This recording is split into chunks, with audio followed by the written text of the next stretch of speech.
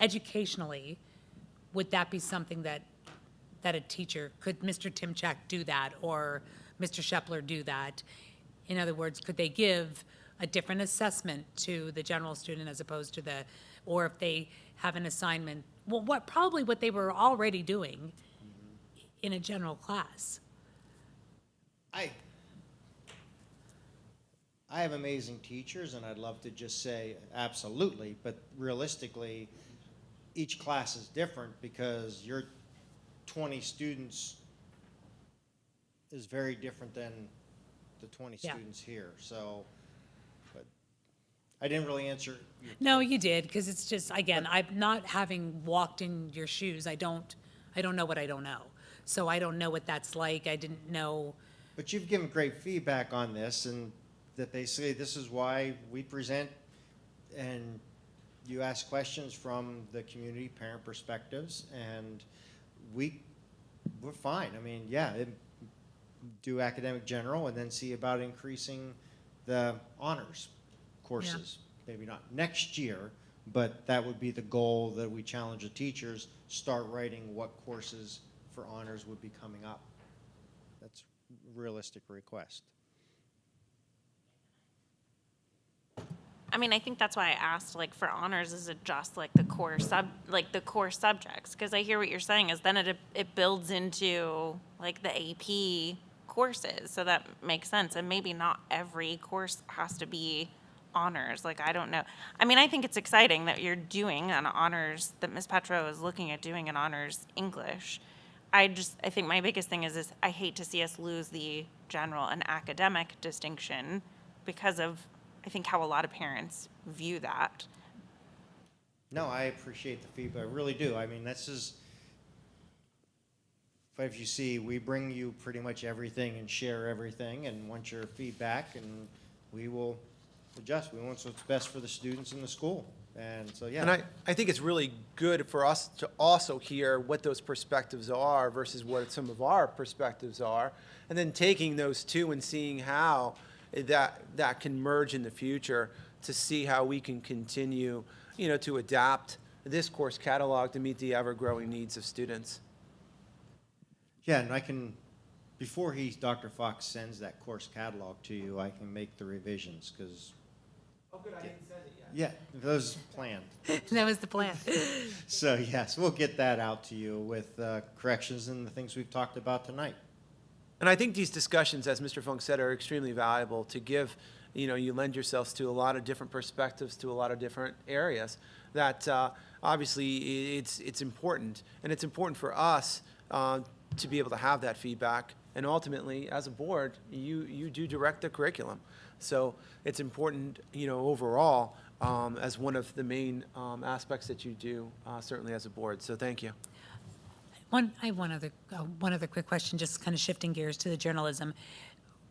Yearbook right now, is that done as a year or a half credit? It's all 1 year now? It's a full year course, Okay. yes. Because I was just wondering, but in changing the journalism to a full year, will that be a scheduling issue for kids that were taking it as a half? And I didn't know whether yearbook had the option of doing half year or full year. For yearbook, because you have the deadlines, you have to have so many Yeah, that's- pages okay. submitted like every so many months.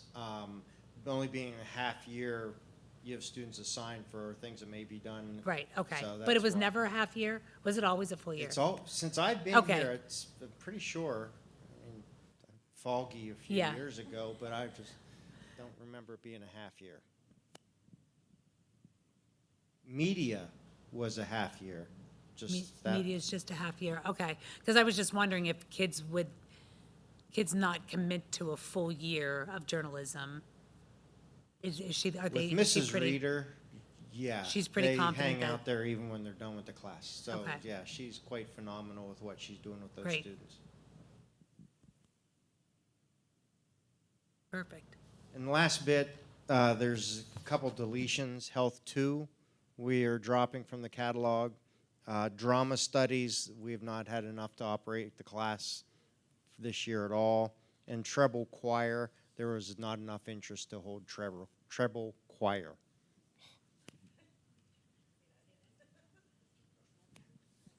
But thank you. I do appreciate the conversations we can have on these things.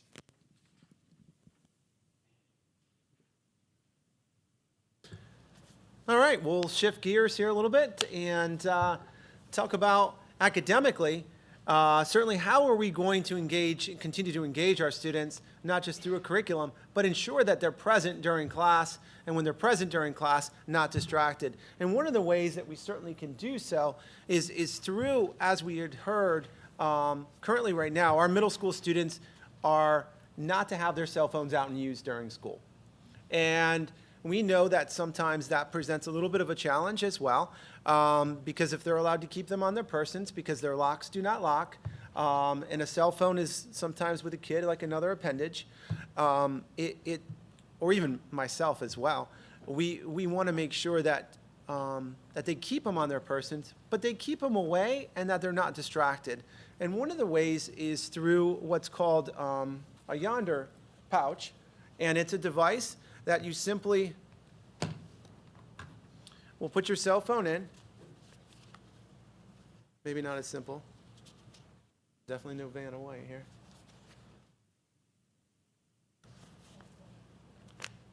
It closes, and the student has this on their persons throughout the day. At the end of the day, they could go back to their homeroom, or they could leave it in their homeroom if that's something that they chose to do in terms of organizationally. There could be a bin and locked in the teacher's room. There will be a base and a hub throughout different classrooms that they simply will put it on the base, and at the end of the day, it unlocks. That student will still have access to that cell phone for practices. They'll still have access to that cell phone if they need to go to the office and parent calls in and says, hey, I want them to call so-and-so. They need the number on their phone. There's a base in the office. They'll be able to take their cell phone out and use that. We currently have a few of these that were a sample, and we use these right now in in-school suspension, and we use it in our alternative education program with great success. I'll pass these around to either side so you can take a look certainly at that as a model and an example. I can pass the base around too if you would like. That way you can utilize that. And that mounts, does that base mount on, is that like a wall mount base? So that one can mount on a wall, yes. And you just press the button there. Yep.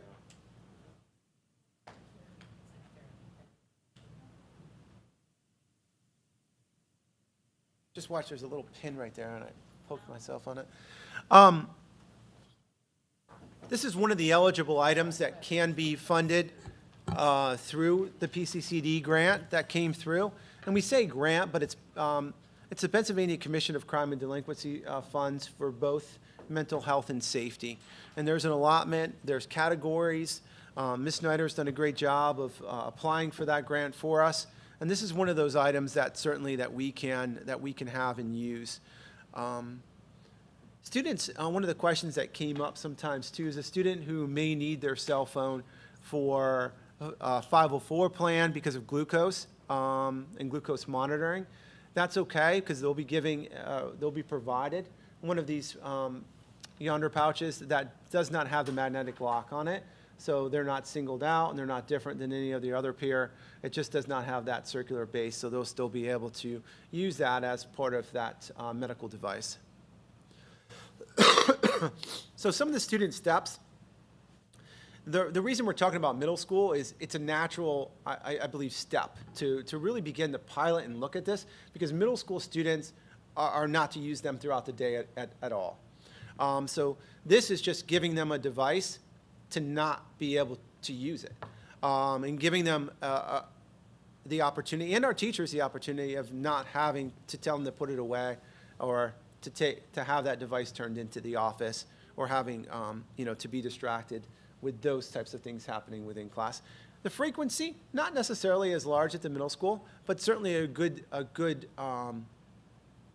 opportunity to pilot and to learn, to explore, to garner what that processes look like, certainly at the middle school as well. So students will arrive in the morning and they'll place their phone in their assigned pouch, and they'll lock it. The phone pouch stays with the student. Now, that's something certainly that could be discussed if they would rather leave it in their first period class or go back to their first period class. But ultimately, it's designed that phone and that pouch stays with themselves. At the end of the day, there are stations and unlocking bases that students will use to open their pouch. If a student has an early dismissal, that's no problem. There's a base in the office that they'll unlock. If a student forgets to unlock their pouch, which could happen, they're on the bus, all of a sudden they forgot to unlock it, we'll have one that will be mounted externally, that if the parent wants to take them back to have it unlocked for the weekend or for the night, they certainly can. As a parent, I probably would say you're going to wait until the next day, but I guess it depends on what's happening, if it's a weekend, those types of things.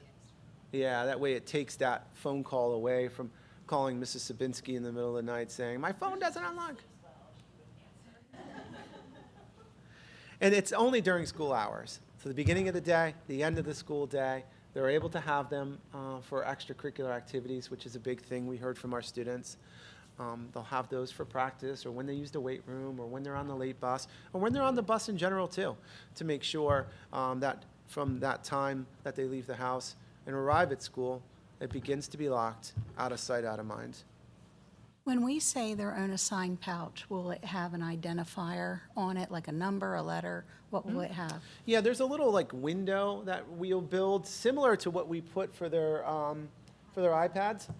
And they'll put that sticker with their name and a number on that's theirs.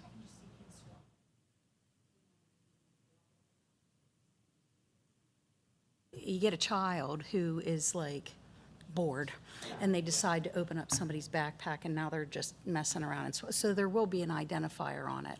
Okay, good. I also read there's a trend of like jailbreaking them, and kids can, what is the consequence for that? Like what, I don't know if that permanently breaks it or. Yeah, there certainly is. I think if it's like most things, if it's a permanent destruction of the case in and of itself, because a kid just rips it open or tears it open, they're going to be responsible for the replacement of it. But now it becomes a consequence that's not about the cell phone, but it's a failure to follow an administrative regulation. So the consequence becomes greater. That's right. Absolutely. And is the plan to continue this through the high school then, or is this just like the crutch to kind of? Yeah, I think it's a start. It's an opportunity to pilot. It's an opportunity to learn from it. But yeah, there's a possibility that if things go well and the funding continues with PCCD, to look at that potential of having it 5 through 12. Okay. With that said, I believe and I don't know this for a fact, but there's some conversations that are happening in legislation right now across the aisle from both Democrats and Republicans, and it's garnered support from a lot of different people, where it could have at both public and non-public school districts across Pennsylvania a Commonwealth ban, as some states have done. And I looked into some research, not specifically on Yonder pouch, but the maybe temperance or prohibition of the phones and the result of that. And it shows that it's really not effective if you just introduce an item like this. You have to change the culture. And I think that's where we're lacking. Maybe we have the policies in place, but it's hard to enforce. So are we going to enforce our current policies or just rely on the pouch? Well, I think at the middle school, I think it's a little different. I think those policies and those procedures of not having cell phone out is being followed. So I think that. Or because our students, when they were here, they said Yeah. it's very Well, I think sporadic who does, so I think who doesn't. expectations, that's a good question, a little bit different at both levels. Middle school, they're out of sight, not supposed to have it, not even supposed to see it during the school day or use it. It's supposed to be in the locker. It's supposed to be in your locker from the beginning. I think the way the handbook is written, right? Correct. And so I think, sorry, can I interject there? Yeah. I think from what some middle school parents have told me is that because the lockers aren't locking, they don't want Sure. their kid's $1,000 cell phone in an unlocked locker. So then the cell phones stay on the kids. And then once they're on the kids, then, some teachers will allow them to use them to listen to music or whatever. And I think it's just, that's how it snowballs Sure. away from what the distinct policy is in the middle school. high school's different because it's a different policy there, or in their handbook, but in the middle school, I think there already is the policy in place that they have a bell-to-bell ban. Yeah, high school it'll take us a little bit of time to be able to work on what does that look like, because right now they're allowed to use them primarily during study halls. They're allowed to use them in the change of classes and during lunch. So it would be that swing of that restriction on top of the why before that occurs. And then, again, ensuring that there's continuity across the board in terms of expectations for those who violate it. And I think my concern, I agree, for the middle school level, we offer that support. But at some point, I think we're not changing the behavior that we're trying to target, which is you being mindful in class, paying attention. So if we somehow, I don't know that I like that at the high school level. I think at that point, we should be really teaching them how to be responsible, but we're not there yet, so that's just my. No, I think that's exactly right. How do we be present? What does it mean to be present? What does it mean to be, right? Yeah. How are you teaching the skill instead of providing, instead of just giving a yonder pouch, which is really It'll be really interesting as, we won't be able to do it within, it'll take a year or two to be able to garner some really good feedback, I think, from some 7th and 8th grade students and some teachers. Has that improved classroom conversation? Have they had less stress or maybe thoughts of wanting to use that during the day or hearing that beep? I know I get trepidations when I get beep, beep, beeps of emails all the time. But not hearing that and being able to be present, and it took that down or that tone down a little bit. It'll be interesting to get that feedback. Oh, go ahead, I'm sorry. It's interesting to hear when we brought back our students from the Keystone Challenge Academy, and they do not have their phones. Their phones are completely put away. They're not able to have them for even at night for the entire 22 weeks that they're there. And it was really interesting to hear their feedback as far as, how they thought it was going to be so hard, and it was so hard at the beginning, but how they are just, now it's a device and they put it away, and it was liberating to them. Yeah. And they really appreciated that. So that was kind of an interesting perspective. And I think the research supports, certainly for the kids, and my kids went to school and that was the culture. You didn't have your cell phone. It wasn't an option. So. And I agree with you about the culture. I think it is a culture thing. This, to me, is just a tool to help to change the culture. I don't think of it as being a crutch. I think it's just a tool because at the end of the day, we have the policy in place, and whether it's a function of the teacher not doing what they're supposed to be doing, the administration not. Like, who's in trouble? Is it if the teacher doesn't do it, then do we reprimand the teacher? Or if the teacher does do it but sends them down to the office, and I'm making this up, I'm not saying this is happening, they send them to the office and the administration doesn't enforce it, then do we reprimand the administration? Like, I think there's multi-levels of things that this can help to provide an overarching, everybody will be doing it the same way. Yes, we could, in the grand world, we could say this is our policy and we should be implementing it. And that is the bottom line. That's the best thing to do. But in terms of, you're right, they're not going to have this at their job. They're not going to have it in college. But I think I brought this up the last time, is that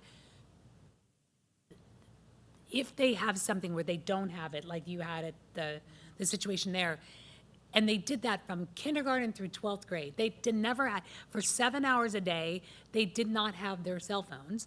Then I think that's, to me, the big culture change, right? Then when they go into the workplace or they go to college, they've already had that muscle memory of, this is what I do for these 7 hours a day. I don't use the phone. I don't have it. And so even, when we don't have, this is a new thing. Cell phones have been around for 15, 20 years, smartphones a little bit less than that. And yet that gen, what's the gen we're in now, Z? Whatever the one that's working, that younger age group now, they said one of the top 5 reasons for them to get fired is cell phone use at work. Because they're around this desk, they're looking at it, just exactly what they do at lunchtime here. And I'm wondering, and I don't know because we don't have that data, but I'm wondering, once we've removed that, will we be building citizens that are not, in that culture all the time, and we're sending them out in a better place. I will say, I didn't realize we were gonna talk about this until it was put on the agenda, but, one time I must have when I brought this up at a cell phone meeting, I don't even know if I mentioned this to the group or not, but, I got a phone call from a representative from Yonder. And the only reason he did that was because he transparently navigated through AI and used AI to listen to or get information from recorded school board meetings. So they knew that we discussed cell phones here, and my name was attached to it, so they reached out to me. And so I asked questions and got some information on it. But he asked me about the policies that we had here, and back then, and that was well over a year ago, when I spoke to him, he, at that time, recommended piloting it at your middle school. Why that was important to me was he was a salesperson. He wasn't trying to sell me K-5 through 12. He said, you already have a bell-to-bell policy in your middle school. It makes sense to pilot it there, which I thought he must have some confidence in that it will have some positive outcomes. Otherwise, he'd be getting the sale in for 5 through 12. He's no longer with Yonder, by the way. But my point is that I think it'd be helpful for us to have that data of what kind of environment does it make if we do it in the middle school right now and see what happens. Maybe it won't. Maybe it won't do anything, and then we wouldn't employ it anywhere else. But if it's positive, then maybe it would look. Maybe it's a phase-in. We phase it into the 8th graders going into 9th grade. You could then phase it into 9th grade. 9th grade going to 10th. Maybe we don't do it in 12th grade. Maybe 12th graders is the phase out. I don't know. Yeah, I think there's it gives a bunch us of different ways to look at. a lot of our own data to look at, and a lot of what and how and when. But really, I think the notion of bringing it really to our attention and to your attention for discussion at the caucus meeting in January right now is we'd like to put it in, and we have put it in. We'd like to continue to have it in, and once it's approved, our PCCD grant to purchase for the middle school. See when those come in, based upon approval of the grant, based upon approval of the purchase order, based upon if they have those in stock, seeing what that timing is, and it may be best to wait until the 26-27 school year to start fresh at that beginning of the school year for communication and implementation solid at the beginning of the year, rather than in a busy fourth marking period, and then try to collect them at the end of the year. So I have two questions. So what will the expectations of the teachers be with the implementation of the Yonder pouches? Because I think for me, the one thing that stands out is that if the students aren't allowed to have their phones during the school hours, bell to bell, then teachers shouldn't be allowed to have their phones during school hours, bell to bell, unless they're having lunch or something like that. Because I think teachers need to model what they're expecting the students to do. And then my other question would be bus schedule at the end of the day, because you have 500 plus students who are now all needing to go to a tiny little magnetic thing to be able to unlock and get their phone out prior to making it to the bus on time. And so what does that look like as far as impact, whether it's I know the car riders dismiss earlier than the bus students, but then what does that look like in trying to get everybody to the bus on time and make sure that that doesn't impact, and then have a ripple effect into now you're adding however many minutes, and now that slows down the bus routes, and then they don't get to the elementary school on time. Logistically, yes, there's going to be some implementation and some things that are going to need to be in place in terms of that dismissal at the end of the day, to be able to pass through those magnets, because we're not going to be able to have a magnet for every classroom, just due to sheer costs of what that looks like. There are some best practices that Yonder will send us to be able to show what that looks like, and students going back to a particular period or being able to reverse back through. I know we've had some very high-level discussions early on, but nothing to that level of full implementation of what that is yet. I had asked also back then that same question.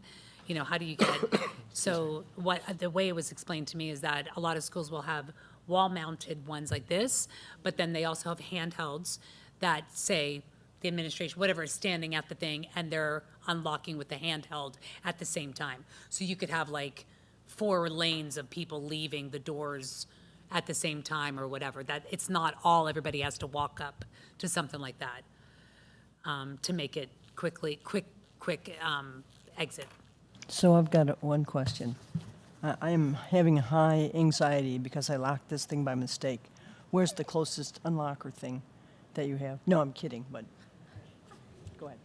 I think my other comment is I know some people are talking about implementation into high school, and I will tell you that I think high schoolers, when given and held to, like we're talking about expectations, and they can live up to the level. I know of some freshmen who and there are teachers who hold students to the expectation that if the phone is out and they see it, there are consequences, and the students can live up to those expectations.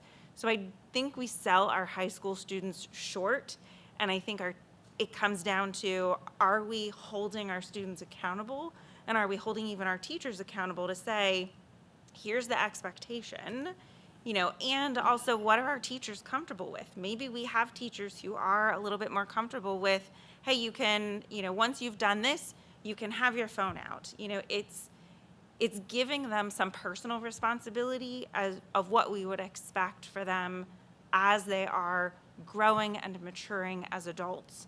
But then also knowing that if a teacher gives the expectation that I do not want to see it during class time, otherwise it goes into, I think what I've heard it called is phone jail, is what they told us, that they know how to regulate themselves and can do that. So I would hate to see us take that away from some of our students if they're already demonstrating that they can do it. And maybe address the problems where we are hearing that there are problems instead of assuming that the problem is everywhere. And I think in response to that, I remember Jim's not here because he's, you know, sunning himself in Mexico or wherever he's at. But I think part of the reason why there is this push legislatively nationwide to do a bell-to-bell policy is not just the issue of them being a distraction in the classroom. It's the social media stuff, the things that happen during lunch, during the study hall period, in between in the hallways, that kids aren't able to go to a stress-free environment because of what can be done through the phones and what is being done. Like Jim mentioned, daily, that's the things that he deals with from a school resource officer almost always come back to the use of the cell phone, and I think Deneen has mentioned that as well. So it's beyond just the distraction in the classroom of kids being able to do that. Going to your point on the legislation, there are 2 legislations, one in the Senate, one in the House, both in their education committees, both bipartisan sponsored.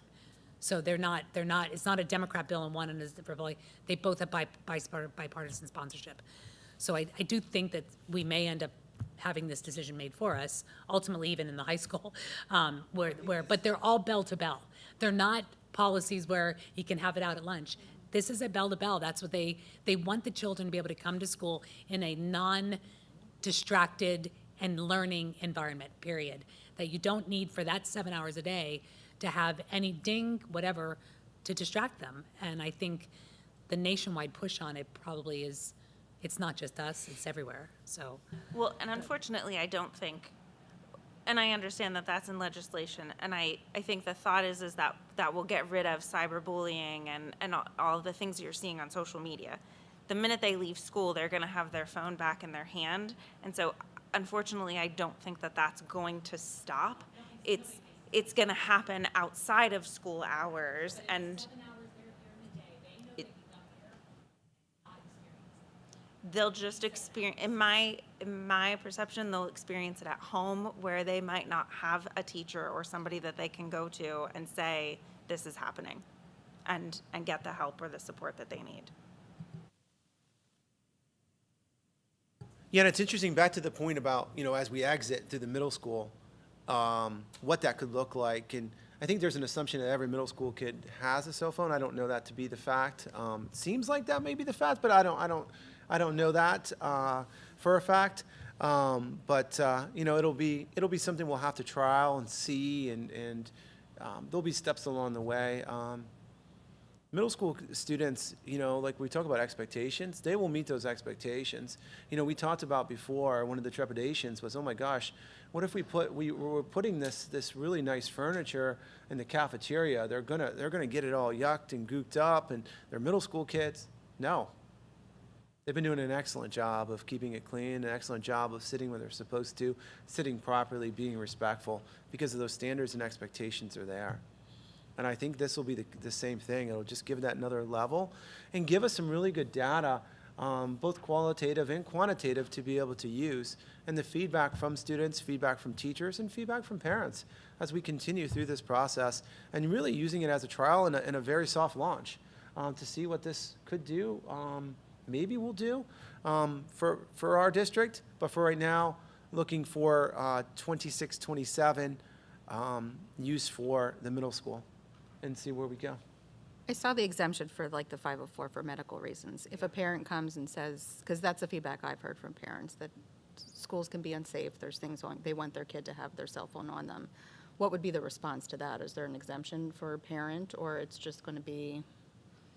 No, because technically right now you're not to be using it right now either, or not to have it. You know, in those instances, we as an entity communicate out with you when there is an emergency. When there is an actual emergency too, that is something, it will flood your cell phone, and in particular, it does more hazard than it does good by flooding and blogging up the 911 center. And those are the conversations I think we need to have with parents individually, to talk to them about that. But the only thing is a medical exemption through the 504 plan. I have just a quick question about somebody mentioned about the elementary school, and I think Dr. Jones was talking to me today, we were talking about this, and he had a question. We never talk about the elementary school. I know they're not allowed to have them at all, but do kids ever come with cell phones to the elementary school? Very few, it doesn't happen very often. Actually, the only thing we're experiencing that's been more of a problem are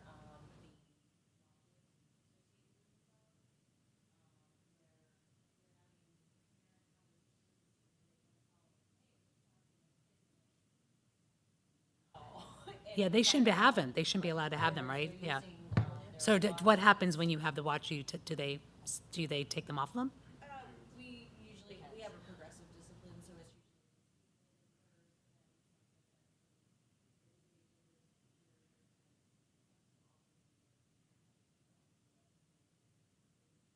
cell phones are not.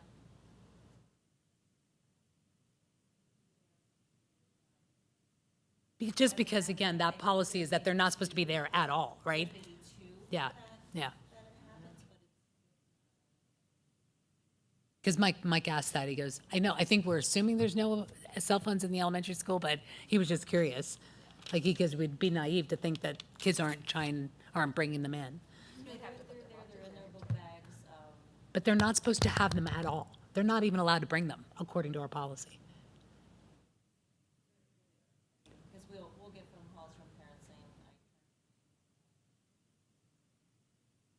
So again, like, we talk about, and I'm not faulting, we talk about changing the culture, but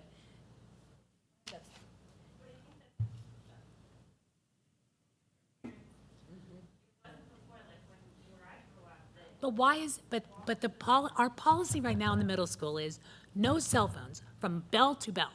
And yet, we're having this discussion because they're allowed. Right. And the other policy is in the middle school, or in the elementary school, is you're not allowed to even bring a cell phone to school. Even, as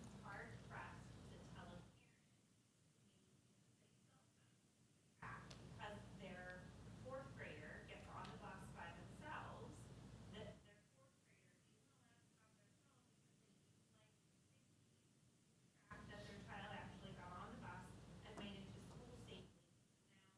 Now their cell phone is with them. So we can't, like, But then we need to change the handbook that says you're allowed to bring your cell phone. This is my frustration that I get when we talk about policy or whatever, and I say, you gotta say what you mean, and you gotta do what it says. And I feel like we're not doing what it says. If that's the case, and we now are gonna say that they have to do it, then we have to change that policy, because we're not doing it. The policy says that you are not allowed to have a cell phone at all. It's not even allowed to come to the school. I'm not, what I'm saying is, if they have it, it gets taken off of them, you make the parent come and get it. Is that what our policy says? The policy says you're not even allowed to bring it. So what's the discipline for? Because it sounds like they're. The discipline is if it's been found. We can't go through every Yeah, student's Right. bag to find out if it's there. It's if it becomes discovered, and it usually becomes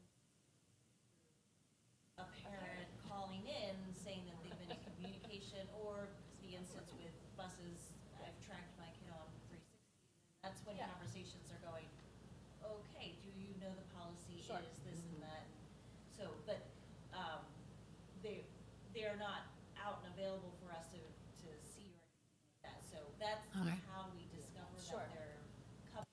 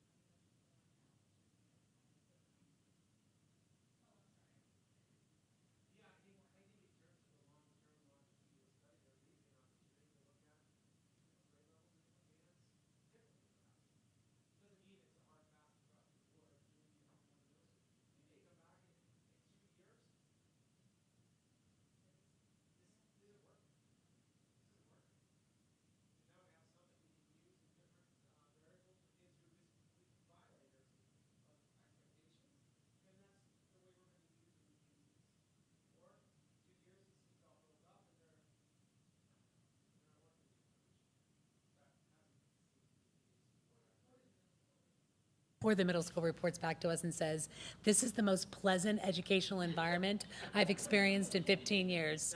And they're gonna talk to all the teachers in the high school and go, damn, you need to get these things, because it's amazing. That could happen. So there's a multitude of really, I think the best way is to start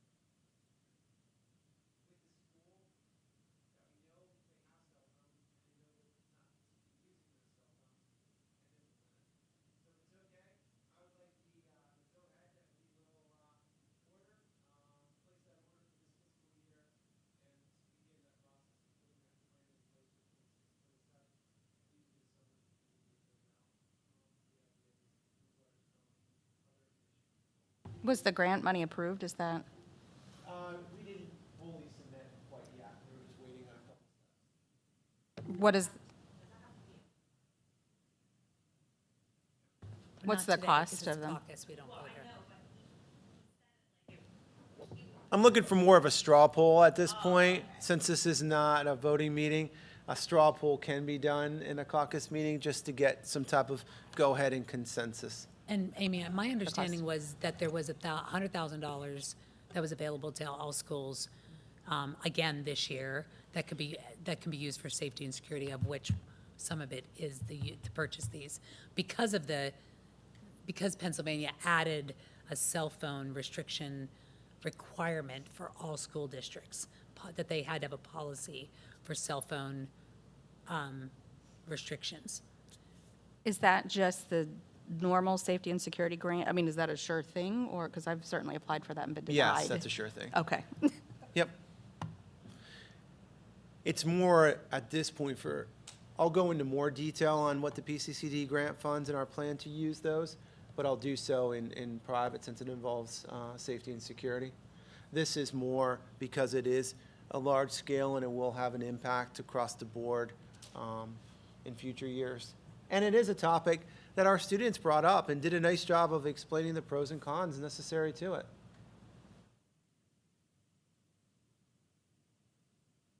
It was interesting, Mr. Black had a student meeting, it was before Thanksgiving, I think, and I don't remember cell phones coming up as discussion point at all for some of their needs or questions, so that was interesting as well, too. But thank you for these discussions, both on the curriculum, thank you for the discussions on the budget, on the discussions and the work on the ELA, for the discussions certainly on yonder pouches, and giving that tool for our cell phone-free middle school that currently exists. So this is placing a tool in the hands of our students and to be able to ensure that that expectation is being followed and giving them a tool to be able to do it. That's really what it is at this point. And then for us to begin to track that qualitative and quantitative data.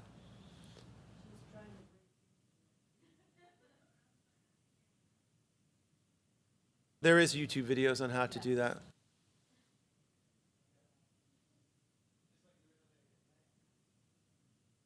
Anything else for the good of the discussion at this point? Is there any public comment online by chance? Excuse me, I'm sorry.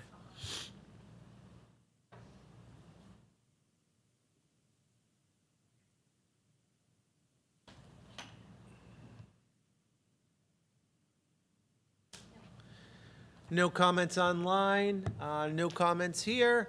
We will look for the January 13th. Just for full disclosure too, our caucus meeting was not able to be live streamed. We ran into some technical difficulties. We did post online that we were not able to stream this meeting. Oh, okay. Thank you. Thank you very much. Thank you, everybody. I'll see you Tuesday.